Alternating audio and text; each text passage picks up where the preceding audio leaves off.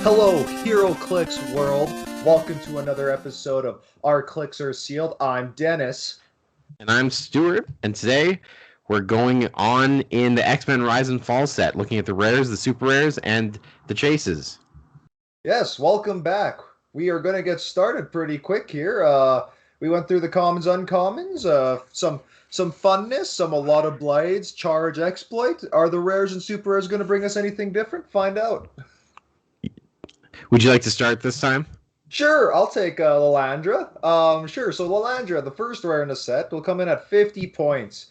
And you're getting a running shot, 6 range, 17 toughness, 3 prob. So pretty neat there. The Lilandra does come with the Shi'ar and X-Men, so that's for both. So you got a prob on each team if you need. First trait, Star-Crossed Lovers. When adjacent to a character named Profex, who's an uncommon, both characters increase their leadership rolls +1. The other trait, Leadership Mastermind. When Lilandra uses leadership and succeeds, you may generate a Shi'ar soldier on click 1. What's this unique modifier? Friendly characters with the Shi'ar keyword that occupy or adjacent to the 1+ Shi'ar flag-like object modify defense +1. So this is one of those Shi'ar people that actually make the flags count, isn't she? Yeah, the first and the only rare that cares about the flag. Oh, dang, and it only makes the defense go up by 1. Well, in a set without Perplex, that can matter. Yes. The problem is it only affects Shi'ar characters, right? Yes. And so far, there aren't a lot of the Shi'ar characters that we actually care for.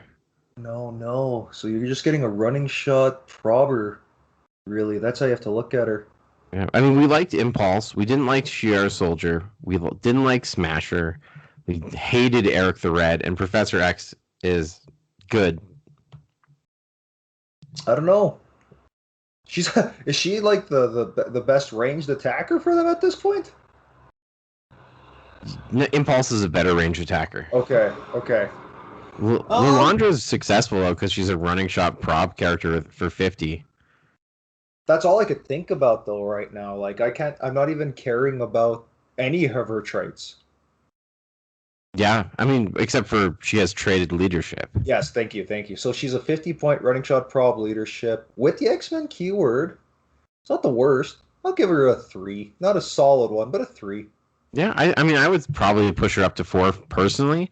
Ooh. Because I like the leadership, I like the prob. And we haven't got a lot of prob in this set so far.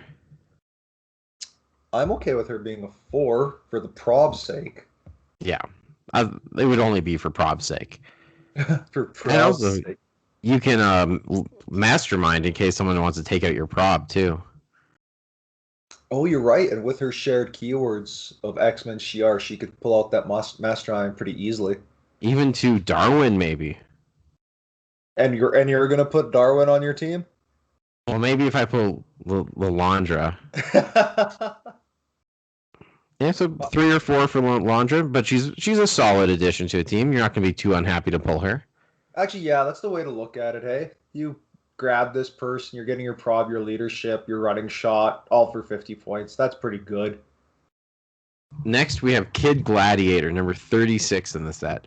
Kid Gladiator comes in at 75 points for 6 clicks of life. 3 of them are running shot, Pensai. 3 of them are charge, quake, and all of them have impervious. He also has a trait. When he hits, after resolutions, give him a confidence token. When he takes damage from an attack, remove a confidence token. And he modifies his combat values by +1 for each confidence token he has. Oh. So after a single hit, he goes from an 11-18-3 to a 12-19-4. And I think at that point you win the game. I got a question. Is range considered a combat value anymore? It is, yes. So you're getting a +1 to his range on top of +1 to his speed. Oh, yeah. Dang. He is not fun to play with. The thing about Kid Gladiator is that if you are on his running shot, Pensai clicks, and you hit, you can basically win the game after 1 or 2 successful hits. If he takes damage and gets pushed to charge Quake, it doesn't even matter if he gets confidence tokens because that puts his values to like a normal level and not a good level. So you're paying 75 points, hoping you're not even knocked off your top 3 clicks. Yeah, because if you are, you really wasted those 75 points. Quite the glass cannon when you think of it that way. Yeah, I think I like this design because it really forces you to take some risks in playing him. He's not going to be as pointed as Click as you would think. You really have to protect that guy. Because I'm Yeah, not going to lie, if I see Kid Gladiator and I have one outwit on there, it's, hey, I'm going to go outwit the Impervious, and I don't care if it's just 3 damage. I've already done my work.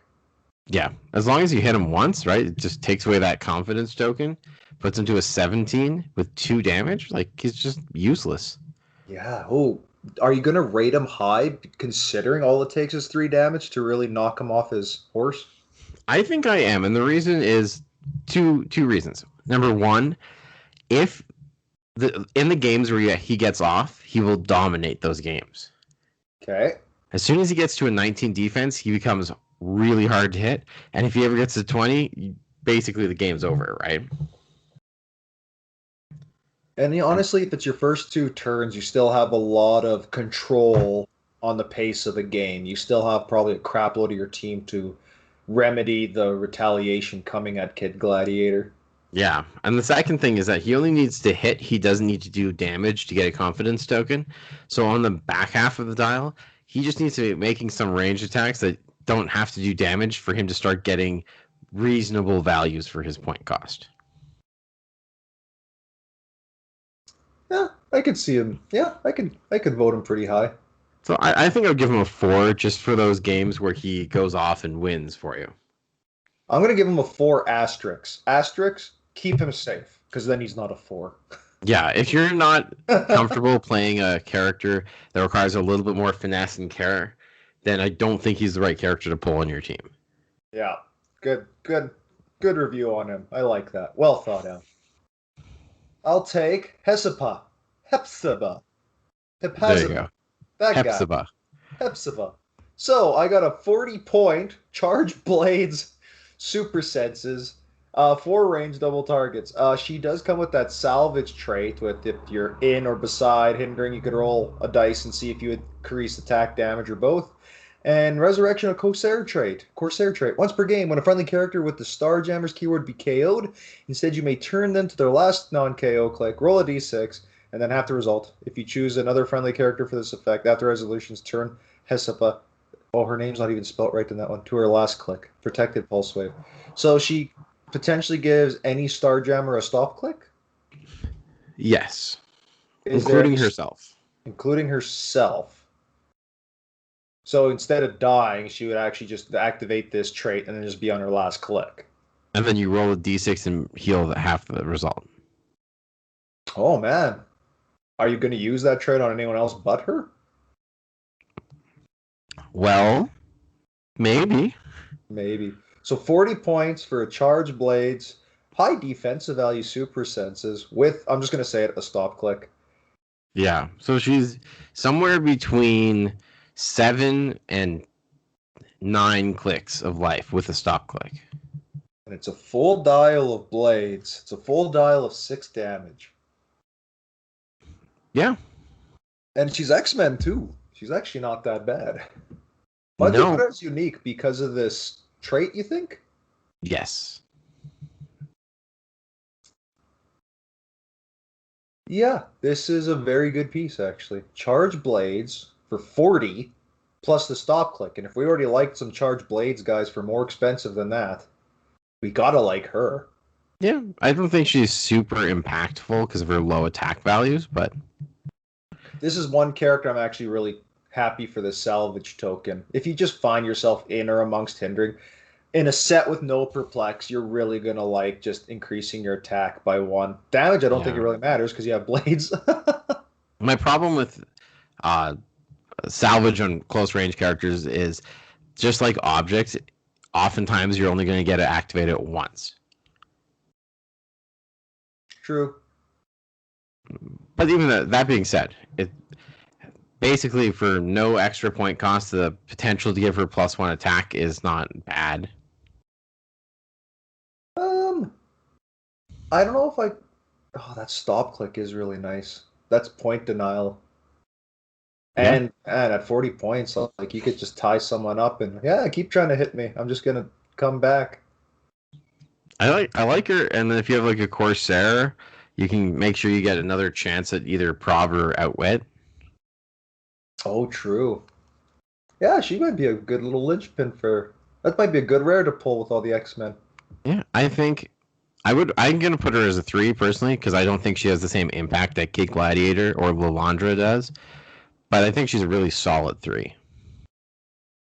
Oh yeah, you're not talking me any lower than a 3. Do I push her? Well, No, I'll leave her as a 3. I don't think I I can push. wasn't gonna try to push her higher or lower than the 3. No. She's very Okay, strong. let's move on to Blink. Okay, Blink is a rally character. Her rally ability allows her to move herself or a hit character up to 5 squares from their current square after she makes an attack. That's fine, I guess. I don't know. We'll talk about that. We'll come back to it. Her other trait is phasing teleport, and when she uses it, she has passenger 3, but only carry friendly characters that share a keyword with her. So she is a taxi, 60 points for 6 clicks. First 3 are running shot leadership. Second 3 are flurry blades, which we didn't need another one of that, but whatever. I don't think you're ever caring too much about putting a rally die on her because her offensive prowess is non-existent, and unless you really want to set up kind of like a kill box where she runs up, shoots someone, moves them 5 squares closer to you, so like a guy can charge in. It's still a pretty niche ability, so I don't think her rally die really matters. But as a 60-point taxi for X-Men, she's pretty good. Yeah, you have to get hit first if you want that kill box strategy to even come to fruition. Yeah, or they need to roll a 5. If they roll a 6, sometimes they can roll a 5 with one of the dies and still miss, but Okay. it's not great. You don't have to you don't minus movement for carrying anymore, so she's carrying 3 people 8 squares. Which is strangely low. Right? I think they made it low because you're like getting to carry 3 people. I do like they put leadership on it just for an extra thing, but that's what it is. 60 points to carry 3 people and have a leadership. And she's not a bad attacker either. No, it does. Like I've seen those dials where they cut it in half, where it's like, hey, you're running shot up top, so when you get hit, you turn to charge and get in there. They put her with flurry, so when you're running shot 5 squares away and then get knocked onto a flurry click, now you have to get into there. But you get phasing teleport, I suppose, but no move and attack that. I don't know, week 3? Yeah, I'm not excited pulling her, but she makes my team most of the time. Yeah. Yeah, I'll just go with that. So I get Exodus. 95 points. Top click. The top 2 clicks are all great. So that's running shot, TK, involved leadership. He comes with the Krakoan Revival, which is rare in this set. Another trait, Mind Control. When Exodus uses after resolutions, deal a hit character damage equal to Exodus damage value. Oh, dang. And a special defense for the other 5 clicks is Energy Shield Deflection. Once per turn, when a friendly character is healed or turned to their starting click, heal Exodus 1 click. I don't know how much healing's going on in this game.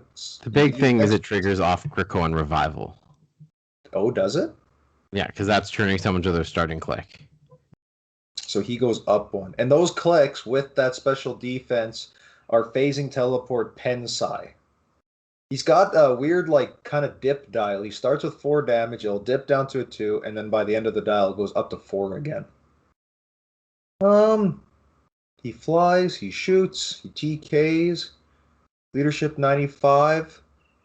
In a set with Krakoan Revival's pretty good. You got to put the timer on. I Maybe love like him. mind control.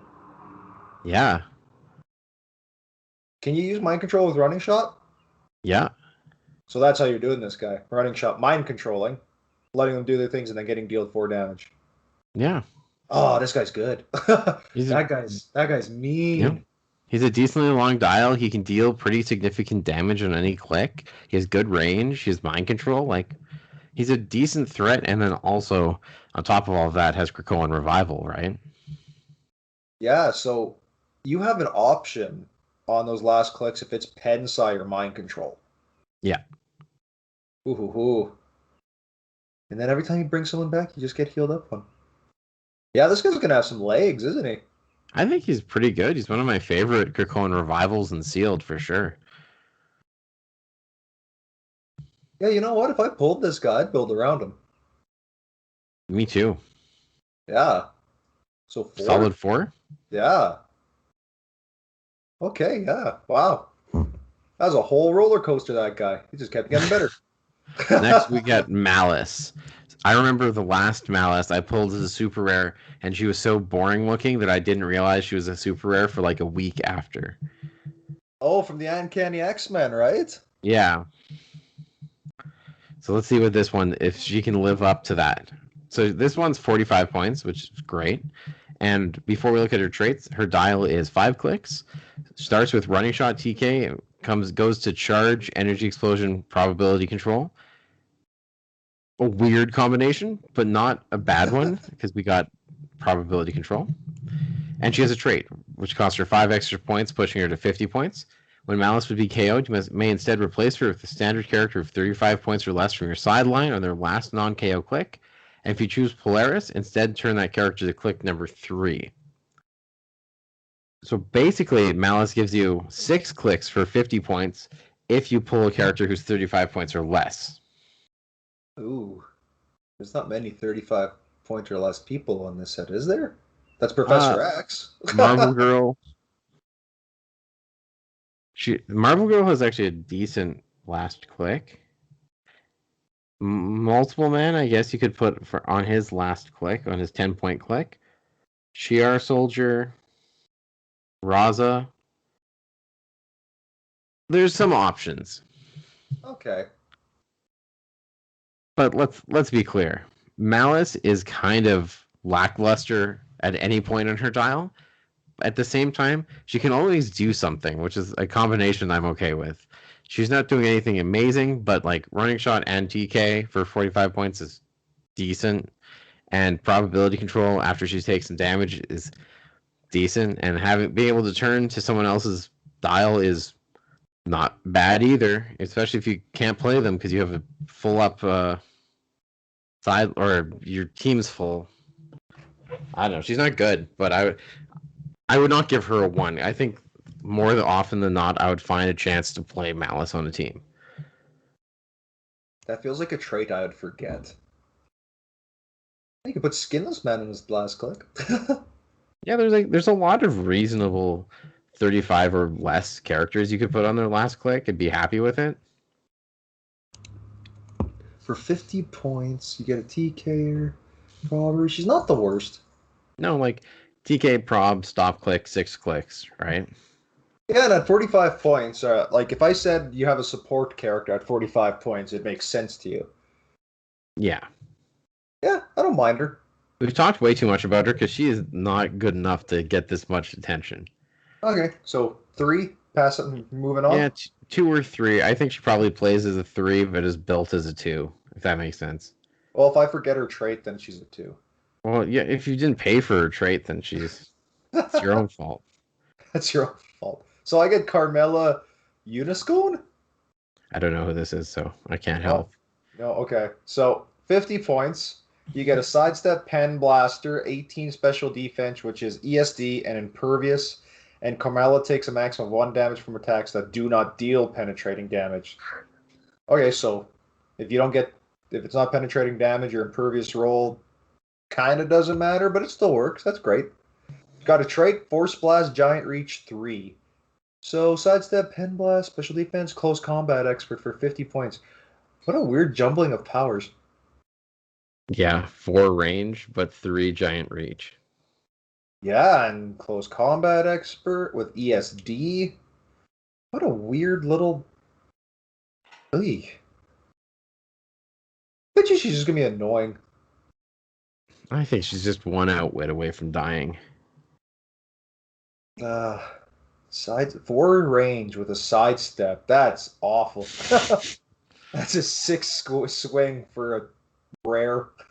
And her defense power is pretty good, though. You can I mean, outwit it, but this like impervious. So it takes a maximum of 1 damage from attacks that do not deal penetrating damage. I'd prefer that would say impervious can reduce penetrating damage. yeah, because at this point, it's like there's no even reason to write impervious. It's just like roll a die of 5 or 6, take nothing, and on a 1 through 4, take 1. Yeah. I think Honestly, the problem is there's so many figures in the set with exploit weakness, and she just immediately loses to them. so a 2. I think so. I think she looks like she. I think she looks better than she actually plays. Because Again, if if that impervious could reduce penetrating damage, this would be a different conversation. yeah, for sure. I just think you look at those 3 clicks and you're like, oh, she's really hard to kill, and she has some great offensive potential. And then you look at sidestep 4 range. Hey, she has Force Blast, so she could knock people back and not damage Yeah. them from that. Yeah, she has a 20 from range, but she can't threaten those characters at range either, right? Yep. No, Okay, she's I really get good at connect. Destinies. So a 35-point character that you could play on the sideline for Malice.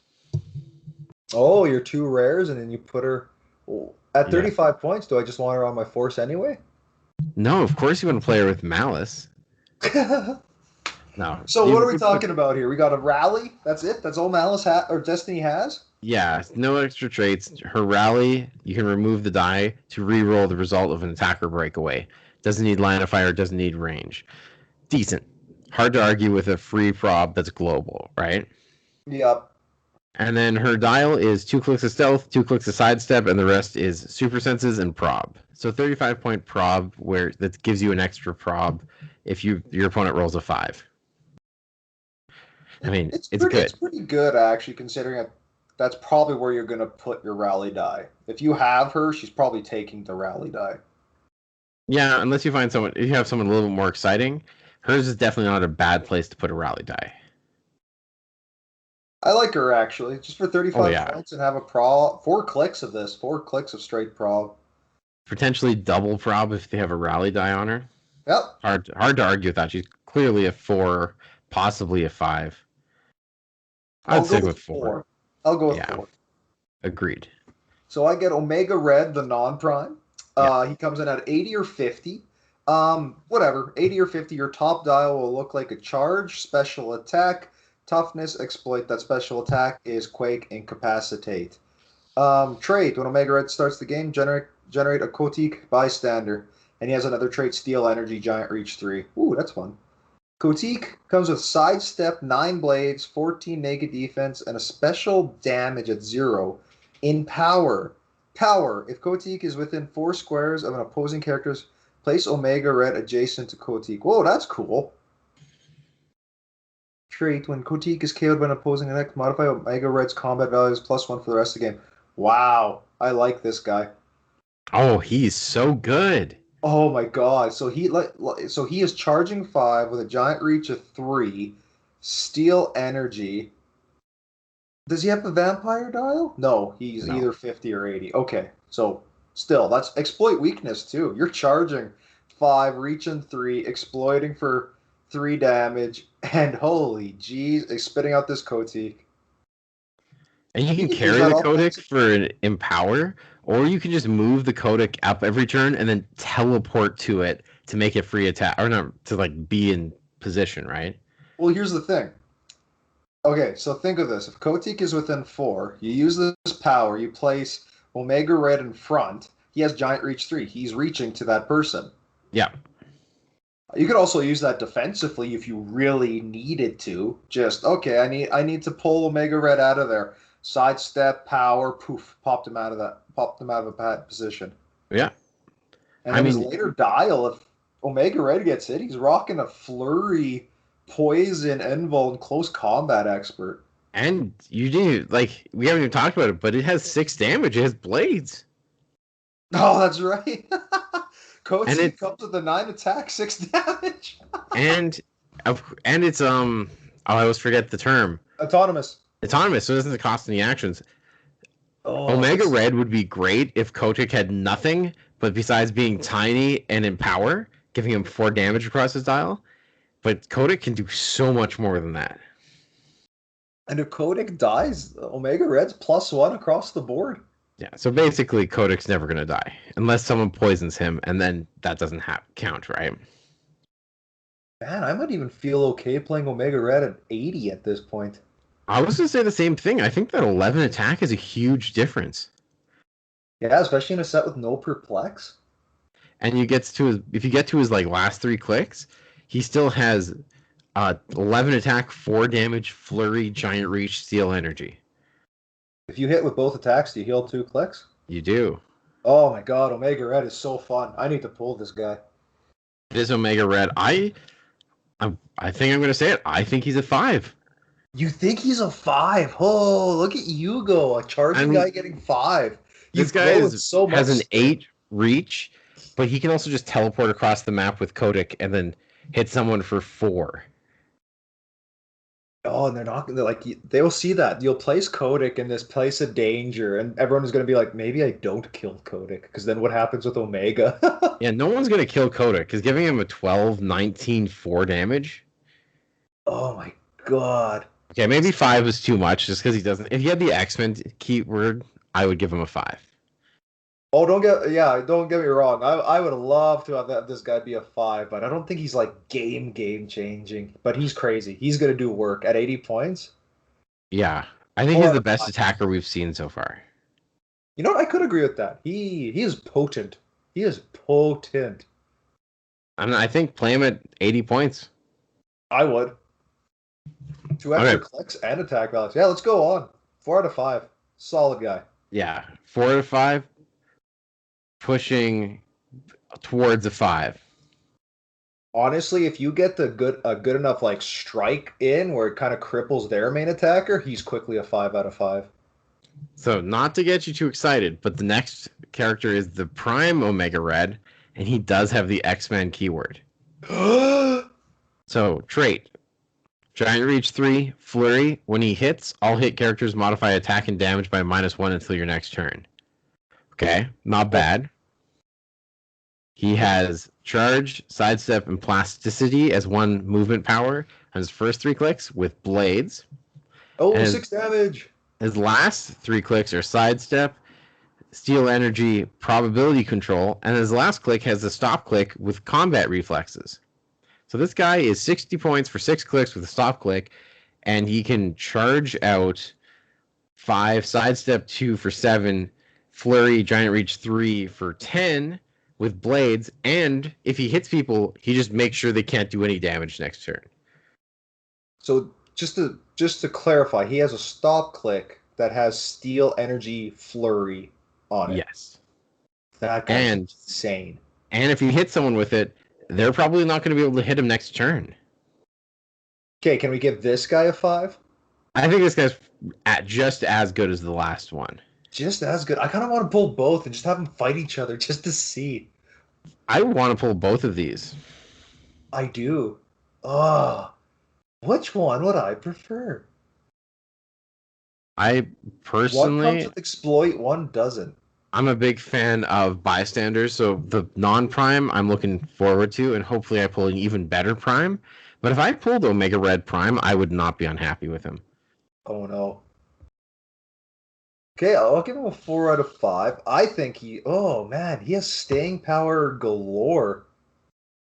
Yeah, this is another really solid figure if you pull. All of the attackers we've seen are close attackers, and his last click, he's in 19 with prob up close. And a flurry! He's coming at you with a flurry 12 attack. In a set with no perplex, 12 attacks, insane. Yeah, great. Okay, wow.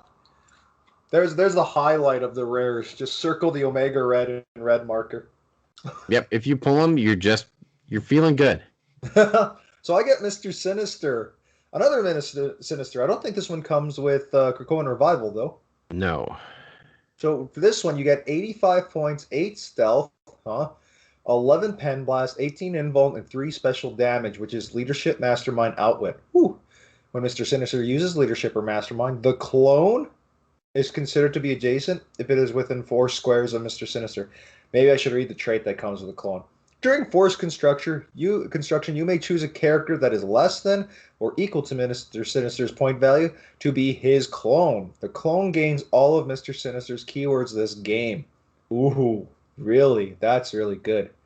Other trait, whenever an opposing character uses... What is that? Team player. Thank So the you. question mark. After resolutions, deal that character 1 penetrating damage. Does anyone in this set have wild card? Yes. Oh, okay, that's good. So they're all chases though. Oh well. So you get to choose a clone. Okay, wait. You just get to choose a figure. Oh wait, never mind. I was like for free. No, they used to have to pay their points. Yeah. You use leadership or mastermind and consider adjacent. That's kind of cool. So this is your Darwin. No. Why not? You get the mastermind from 4 squares away. Why the hell would you want to play him and Darwin? Like, Mr. Sinister isn't doing enough. He's an outwitter with, like, an average ability to attack. It'd be very nice if you could still push. Yeah, he would be okay. I would probably just play him at 40 for some sidestep, pen psi, and outwit. He comes at 40 points? Yeah. He's 85 or 40. Okay, I just didn't see that. So he comes at 40 with, I'm guessing, click number 4? Yeah. 7 sidestep, 10 pen blast? Oh, yeah. For 2 damage. Yeah. Maybe it's worth 40 points for leadership and mastermind and outwit, right? Yeah, I'll probably just play him at 40 for that. I don't think I'm happy pulling him, though. Well, it's quite the drop considering what we just came from. Would you still give him a 2 though at that point? Nah, I'm giving him a 3 because he has outwit. Yeah, okay. And like, leadership. This is the 3rd character so far we've seen with outwit? There's a lot of outwit in this set. No, there's not. Are you kidding me? We just went through 3, and then I'm pretty sure there's a Professor X with outwit and a blue. Yeah, he's one of the 3. Oh, Sebastian Shaw. Professor X, Sebastian Shaw, and Brew. Or am I thinking leadership? Is there a lot of leadership in this set? There's Corsair has outwit. Oh, so 4. So 4. He's the 5th.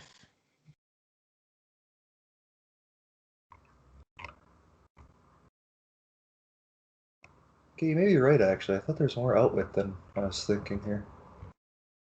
So he's worth playing for outwit, but he's like, it's a rare you don't want to pull because you're like, you don't want to waste a rare slot just getting an outwitter, right?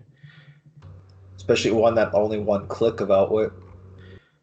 What are you talking about? Doesn't he have... No, he gets knocked onto normal outwit, but then he loses his leadership. Oh, 40 points, full dial outwit. Sure, why not, right? Just regen back up. If they don't kill you in 1 hit. Yeah. Since everyone in the set has 6 damage with their blades anyways. You got it. Everyone's got 6 damage. Okay, let's talk about Tempo. Tempo, the Marauder. So we have a 35... I think it's my turn. What's that? You just did Mr. Sinister. I said Tempo, the Marauder. It's my turn, though.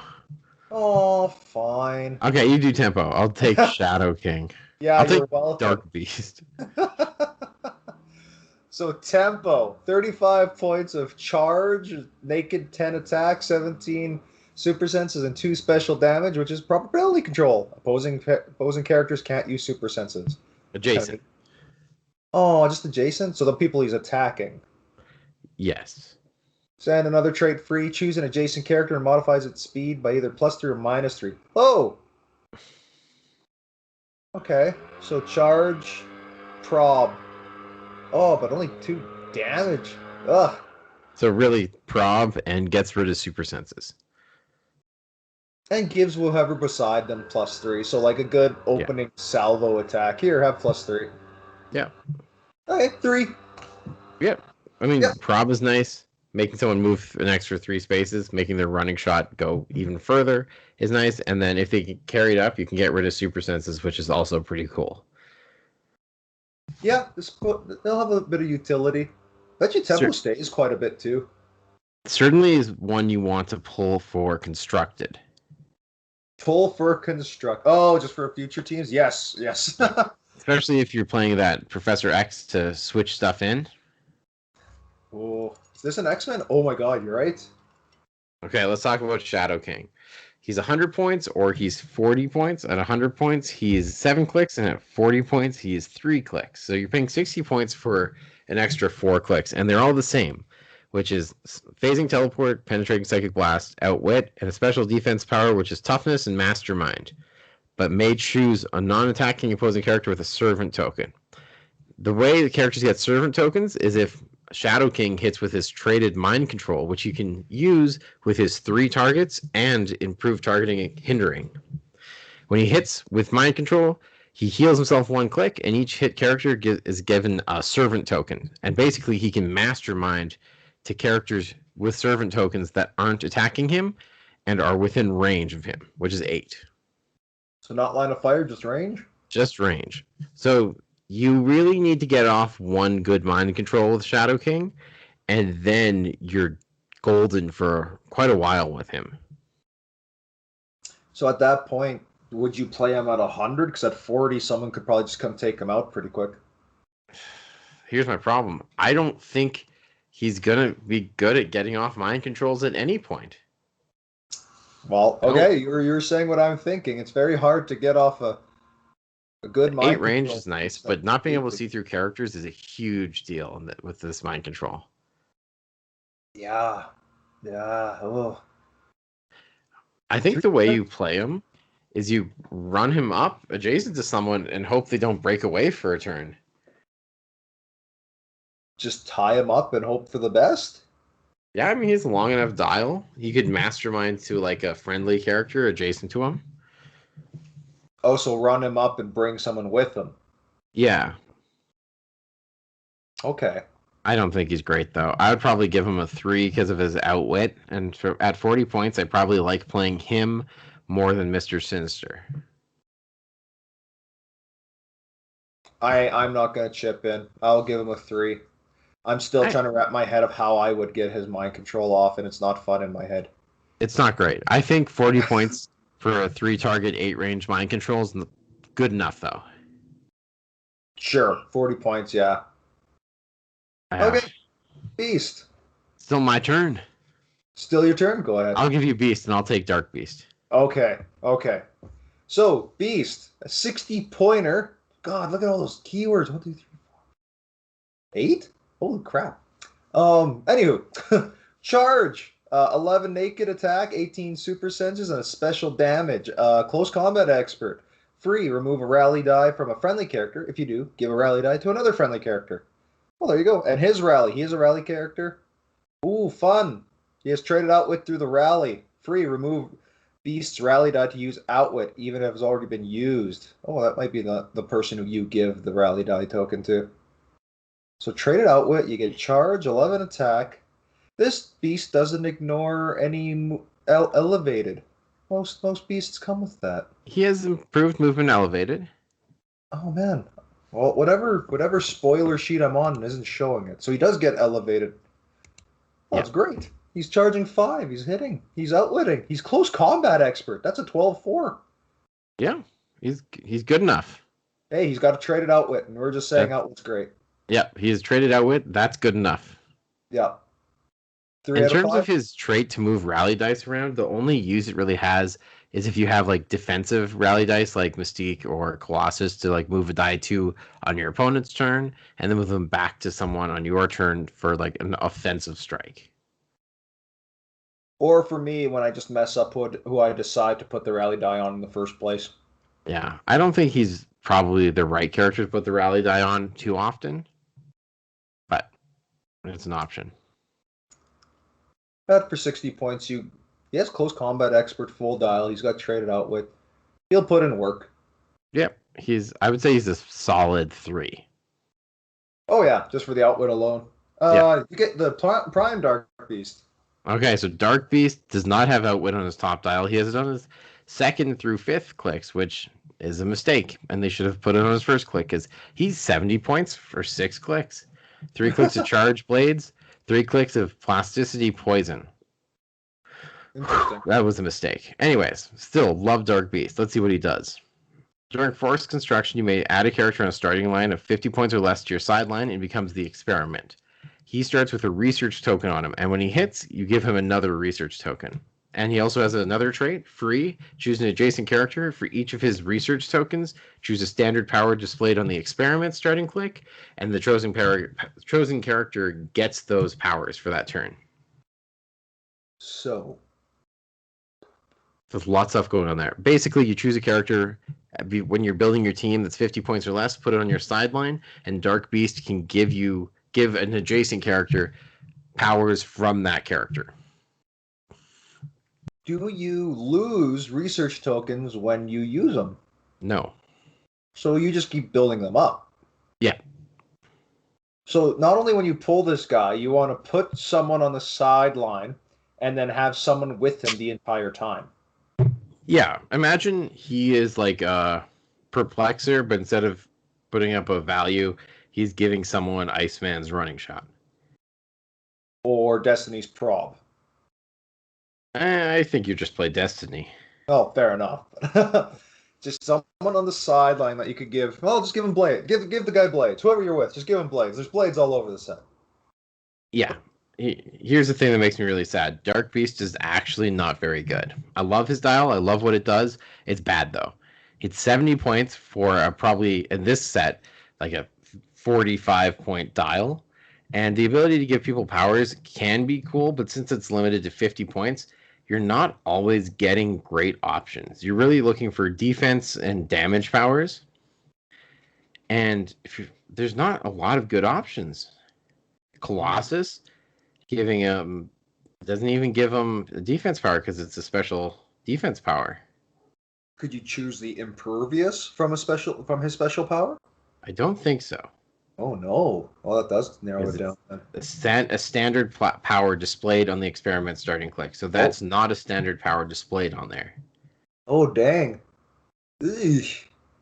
So like there's good options. You can get some like charge, you can get some blades, you can get some toughness, but it's not worth 70 points. No, I'm not in love with him. I mean, I'd be happy pulling this guy because I think his whole thing is cool. But no, it is. He's probably a 2. Yeah, it sucks that his outwit's not on his top click. Yeah, that would make him certainly a 3. Yeah, but it isn't, and you can't push anymore. And if you look through like the commons, because you really usually don't want to give up more than a common, there's not a good set of figures to choose from. Wolverine, you get blades, charge, exploit, toughness. Exploit, charge, and toughness are okay. Darwin, you get nothing. Marvel Girl, you get sidestep, penetrating. That's okay. Like, but it's not worth it. It's just not good enough. And he's one outlet away from just being canned. Like, I'll get rid of your super senses, and then it's not the hardest to double tap this guy. No, and for 70 points, he's not bringing anything else. I think maybe if you pull Blob alongside him, Blob gives you a good power set to give people. I could stick with the 2. And it's all because that outwit's on the second click. I would say if you pull Blob, he might perform at a 3 level. And if you don't pull Blob, he's not performing anything higher than a 2. Dang. Disappointment. Look at you go. You really like him, but you're honest enough to give him a 2. Yeah. And no, if he had exactly the same dial and he was called Nightcrawler, this would be an instant 5. Yeah, right? Knowing me. Absolutely. You'd be like, I know it's weird he doesn't teleport and he doesn't carry and he doesn't... And I know it's weird he's doing experiments on people, but this is the most comic accurate night. Yeah, that'd be me. Absolutely. I get Warstar. Okay. How would you pronounce his real name? I'm just looking at it. Kikil? Sure. Sure. Okay. Warstar, 75 points. You get a 12 charge, 11 quake, 18 impervious, and 3 special damage, which is probability control, but only could target himself or Bizney. So he gets improved targeting, may make a ranged attack while adjacent to an opposing character. Okay, that's fun to go with charge. Trait, free, once per game, generate a Beni bystander. If Beni is KO'd by an opposing attack, this game Warstar has free. Make a ranged attack with a range value of 6. Okay. Beni comes with 6 sidestep, 10 incap, 17 super senses, 1 in power. Hey, in power. That's fun. There you go. So you're going to have 12 charge, 11 quake, 18 impervious, 3 prob control for himself. He has a special defense in the middle of his 6-click long dial, which is combat reflexes and invulnerable. This is a very weird dial.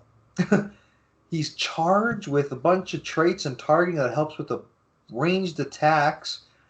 And at 75 points, at his later dial, it turns into 2 damage with nothing to help him. Yeah, well, Beni will push him up to a 3. Ugh. I don't know if I like him. No, the problem is no one's ever going to kill Beni. And Beni's not even autonomous. No, he's not even that good. Like, compared to Omega Red, this guy sucks. I was just going to bring it up. We just saw someone who's a charging attacker that spits out someone, that someone dies, something good happens to them, and oh my god, Omega Red's got this guy beat in every fashion. The only thing you can say about Warstar is he gets better if you pull some of the super rare Shi'ar characters. Well, I don't want to rely on that. Exactly. It's worth saying though. Okay, yeah, you're right. Oh my god, this guy's like a 2. Yeah, he's not good. If I got him as a rare, it'd feel like a 1. You know what I mean? It's like, oh. I don't feel that strongly about it because I do think his like opening salvo of charging 6, hitting for 4 with a prob is not bad. I don't know if he's hitting for 4 because you have to. Can you carry that guy up? You know what? Yeah, he's tiny. So you could charge 6, drop the guy there, and then attack, get the empower? Yeah. Okay. And you get a prob on it, and then Beni can incap people, which we know is really good right now. Oh, man. He's bad. Oh, yeah, too. I'm done talking about him. Yeah. The last thing I'll say is that he's not bad. He will play out okay. He is just worse than everything else. Tell me about Dakin. Okay, so this is Wolverine's son, right? Mm-hmm. Okay, so he is 7 clicks for 70 points, which is a decent point cost to click ratio. When he hits, give each hit character a poison token. Character with poison tokens can't be healed and can't use stop for the rest of the game. There's not that many characters with stop clicks in this set, so it's not a huge deal, but is exciting for other things. And his special movement power for this first 4 clicks is charge, sidestep, stealth. And when he uses charge while occupying hindering terrain, he does not half his speed, so he can charge it in a whole 11. And guess what? He has blades the whole dial. 6 damage. Yeah. Sadly, I don't think he's as good as the other charge blades are in this set. It's nice that he can move full distance, and it's also nice that he can stop people from healing, but it's all kind of niche. It's niche, and like I think you said at the beginning of it, there's not many people with stop clicks in the set. Yeah, and maybe it's worth, it's one of those things like, maybe if you hear someone say that they've pulled a character with a stop click like Emma Frost, you go, oh, maybe I will play him, but I don't know. It's like an early Wolverine dial, like when HeroClix was first coming out, and we'll give this Wolverine 3 clicks of regeneration, and hopefully 1 click you decide to use it, and then they kind of changed that up where, you know what, we'll give him a trait, heal 1 at the end of his turn, and now we got old school again on Dakin, 3 clicks of regen. I'd prefer that to be a special, like, do it for free or something. Yeah, but I think they want to show that Dakin is not as good at regenning as Wolverine is. That's true. Wolverine killed this guy by drowning him in a puddle. Huh? That's embarrassing. If you were a big fan of Dakin, I just pissed you off by reminding you of that comic. Another thing is, I know he's got a full dial of blades, but at 70 points, you can't have 2 damages. Because someone could see that, outwit your blades, and be like, come at me, bro. And then he'll hit you, and you go, you can't heal for the rest of the game. And if I Yeah. don't care, you're dead. I'm just not in love with him. Come other times when you're like, oh, this guy's gonna run a bunch of stock clicks. Yeah, you know what? I like Dakin. I think he's even too expensive for that. But Yeah, that could be. Man, if they gave this guy, if they took off 3 clicks and for 4 clicks gave him 40 points, I would be kind of happy. yeah, they should have just given him a second starting line, right? Yeah. Um, I guess I could say a 3. I don't want to though. Yeah, I'd give him a 2 because we have better options in the common slot. Okay, thank you. Thank you for having my back on that one. You get to Okay. talk about Chode. You got to talk about him. You're right, I do. Okay, Chode. I can talk about him if you want. Well, I do want to talk about Emperor Vulcan. Okay, I'll talk about Chode. Woohoo! He's bad. The only cool thing about Chode is that he's a swimmer, so he gets that new ability that swimmer people have when they're in water. You can't target them from more than 4 squares away. That's awesome. Besides that, he is 75 points for 6 clicks. 3 of them are charged Quake, and 3 of them are sidestep penetrating Psychic Blast, which is like never where you want to be for 75 points. He has salvage, so he's dealing decent numbers. And he has another trait, I will protect you. Other friendly characters with the Starjammers keyword can use Mastermind, but only to choose him. It is just way too expensive for doing nothing.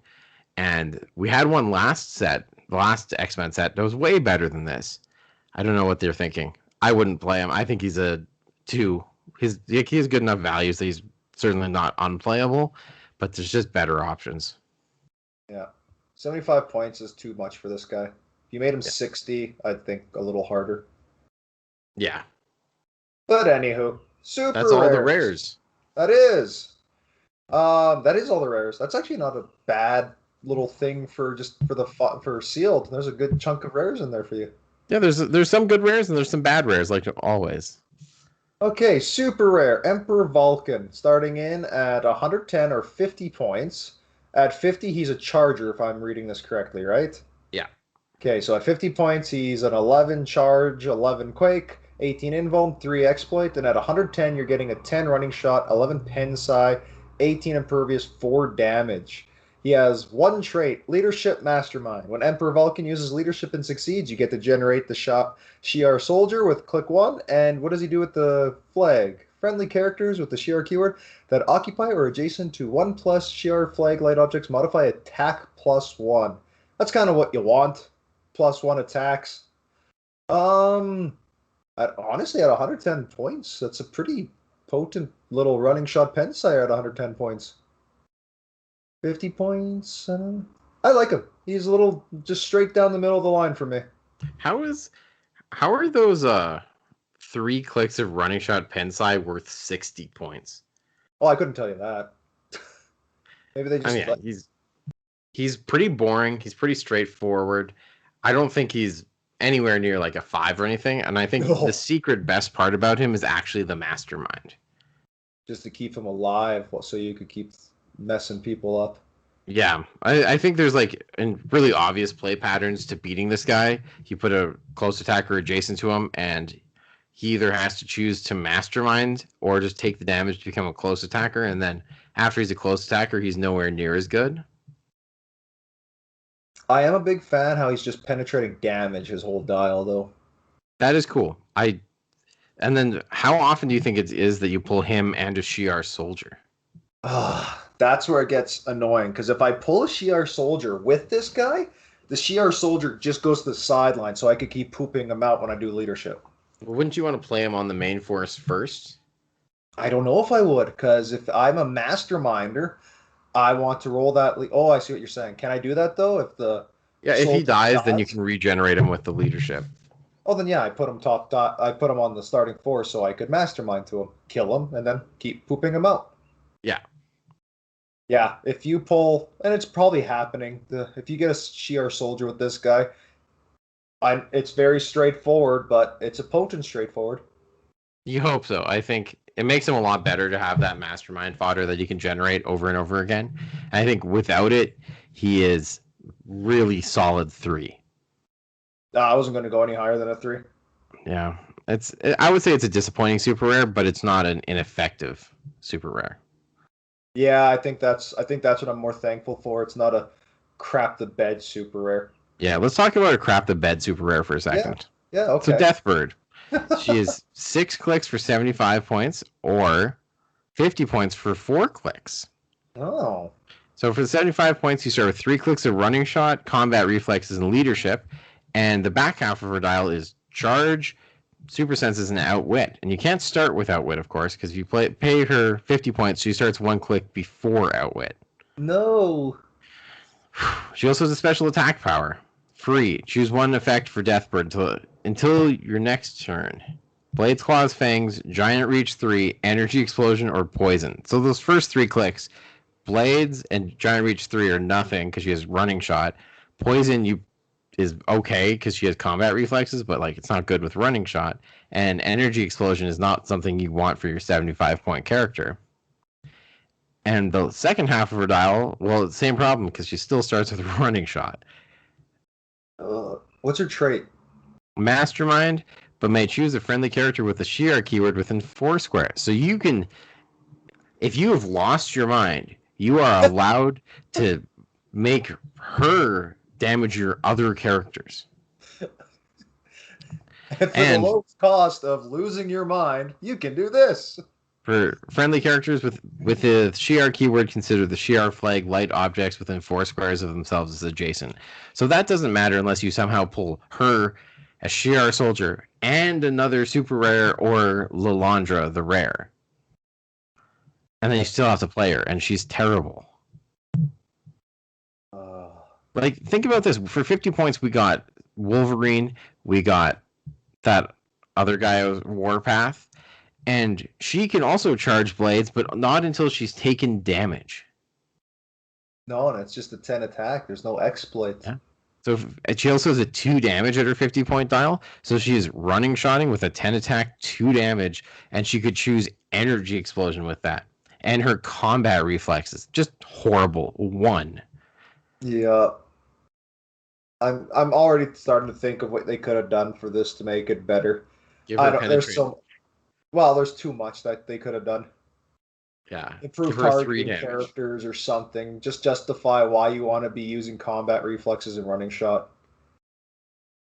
Okay, I'm going to talk about Emma Frost if that's okay. Go ahead. I don't want to talk about Deathbird. Okay, Emma Frost is 125 points for, I think that's 8 clicks. Yeah. Yeah, that's 8 clicks.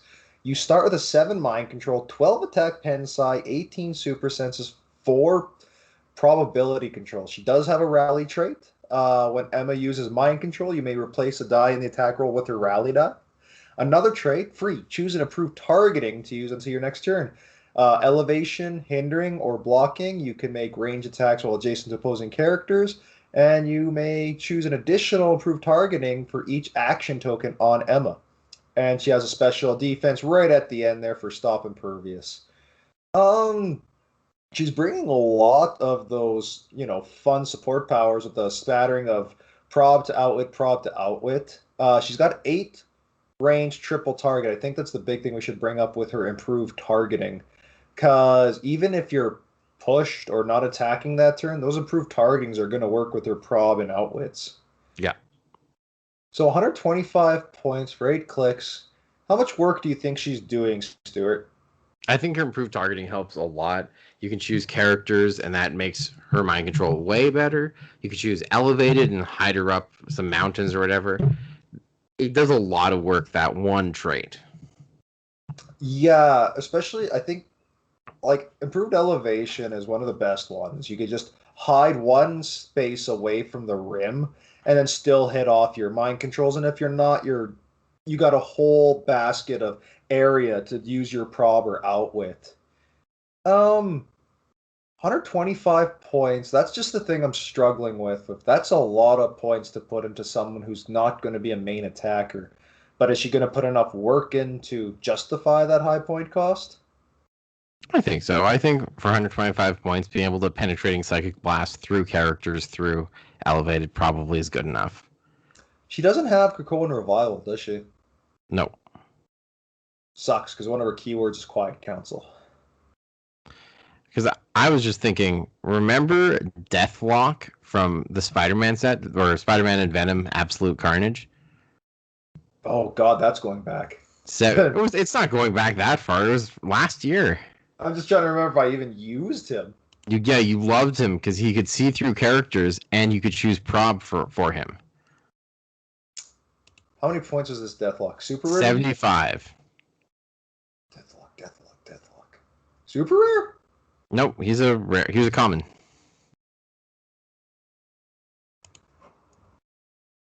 Oh yes, that Deathlock. Choose a standard power. He was 75 still running around shooting. He didn't have to choose his improved targeting, he just had it. Yeah, but she can always have characters for her prop, right? Suppose so. And 8 range, 3 targets is a lot better than running shot, 10 attack, 3 damage. Well, the triple target mind control, ignoring characters, is awesome. I just hope as hell you hit it. You can also play her at 75 for 5 clicks, though. Seriously, man, which little thread are you on? Because I'm on one and it doesn't even say that. I'm just using the unit section. Jesus, they updated the unit section. So the thing is, you lose penetrating psychic blast and get incap, though. I think I would always play her at 125 just for prob that you can see anywhere basically, and mind control you can see through characters, and penetrating psychic blast you can see through characters. It makes her really strong. 12 attack with no perplex. Can't scoff at that. No, and you can't escape her. You put her in the middle of the map, and like, what are they gonna do? Team honor. I mean, okay. I assume you have the rest of your force there too, and she can see through them, right? Yes. So like, there's no way. She's not regenning off her stop click, but she still gets her traits at that point. But you can X-Men team her off the stop click. I don't know. I'm having trouble. Is this going to be a strong 3, or would you give her a 4? I might lean towards a 4, but I'm happy giving her a 3. Yeah, it's probably just going to stay there. I'm just curious at 125 points, moving 7 squares. It'll be interesting. I want to see how it goes. So listeners, if you run this 125, you gotta let us know how it went. For me, I just think if you play her at 75, you have like the best outwitter in the set. And if you play her at 125, you have a pretty good prob and attacker. Yeah, I want to see what happens. Okay, listeners, let us know. I get Deken. You do. He's a weird dial. So he's 50 points for 6 clicks, which is pretty good. Except the last 2 clicks are just stealth and regen with a 12 defense, something I've perhaps never seen before. Do critical misses automatically miss? They do, yes. Okay, so he stands a chance. Yeah, if they crit miss, then he does in fact die, but he can't do anything but regen on those clicks. His first 4 clicks are sidestep, penetrating psychic blast, toughness, 6 range, and then a special damage power. Make a close attack targeting a single opposing character instead of normal damage. Deal 1 penetrating damage until your next turn. The hit character has immune, immobile, and can't target Deken unless they're the only character on the force, even if this power is lost. So basically what it means is you deal 1 penetrating damage to an opposing character, and that character cannot take any more damage or be targeted until your next turn. It can't move, but it can attack other characters that aren't Deken. That's weird. It's not good. Then he also has another trait, Magister of the Shi'ar Empire, Leadership, Mastermind. When he uses leadership and succeeds, he may generate a Shi'ar soldier. And friendly characters with the Shi'ar keyword that occupy or adjacent to a Shi'ar flag object modify range by +1. Range sucks. We don't want +1 range. The only good thing about him is that he has decent values for 50 points. He has 10 attack penetrating psychic blast with 3 damage, and then 11 attack with 4 damage as he takes damage. And leadership and mastermind are cool. I don't know. He's not good enough to play though. That special power is so weird because it's a power, has to be up close, and then it deals 1 penetrating damage to a dude that you can follow up. You can't follow up with attacks after you use that, can you? No. So ideally, you go up to their like I don't know, 300-point tent pole, and you hit him, and he can't do anything to you next turn. I don't know. 2? Yeah, I would. It would be a stretch for me to ever play this guy. If I needed pen psi, I'm looking at him. Let's talk about Blackheart. You go ahead. Don't you like this guy? I do like Blackheart. He's probably the super rare I like the most in the set. Then you talk about him. Hype him up for us. So he comes in at either 150 or 75 points for either 8 clicks or 4 clicks. He has running shot, energy explosion, invuln, outwit, prob. He gets some weird stuff, but the big things he starts with running shot at either click. His traits are really what puts in the most work. His leadership, and when he uses and succeeds, you can generate a Hellfire Club guard, and you can do, as a power action, turn all of your Hellfire Club guards to their demon clicks, which is incredible. We didn't talk about this last time because we didn't have any reason to, but their demon clicks are 5 range, charge, flurry, blades, exploit. 6 damage. Yeah, 6 damage twice. That's penetrating. So you kind of want to pull some Hellfire guards with this guy. Absolutely, you do. Because Hellfire guards can also give him Mastermind, so he can Mastermind to them. If a character is being KO'd since your last turn, he deals penetrating damage. Free. Once returned for all characters with this trait, KO a friendly Hellfire Club guard. If you did, remove all action tokens from Blackheart, heal him a click, and you can either use Charge or Running Shot as free. Free? And then his last two... Sorry. So I was going to say, if he uses Running Shot for free, the energy explosion or whatever else can activate off of it, right? Yes. Ooh. And then finally, he has 2 stop clicks back to back that have Mastermind and Cosmic Energy team ability, so it can't be Outwit. And he can take tokens off. And when this click is first revealed, generate a Hellfire Club guard that he can now Mastermind to or kill to heal. So he can just go on. There's one problem here, of course. If you don't have any Hellfire Club guards, he's bad. You'd think so. Everything about him runs around those guys. Yeah, he is a long dial that has decent values, but is nothing exceptional for 150 points or 75 points. If you don't pull a Hellfire Club guard, do not play him.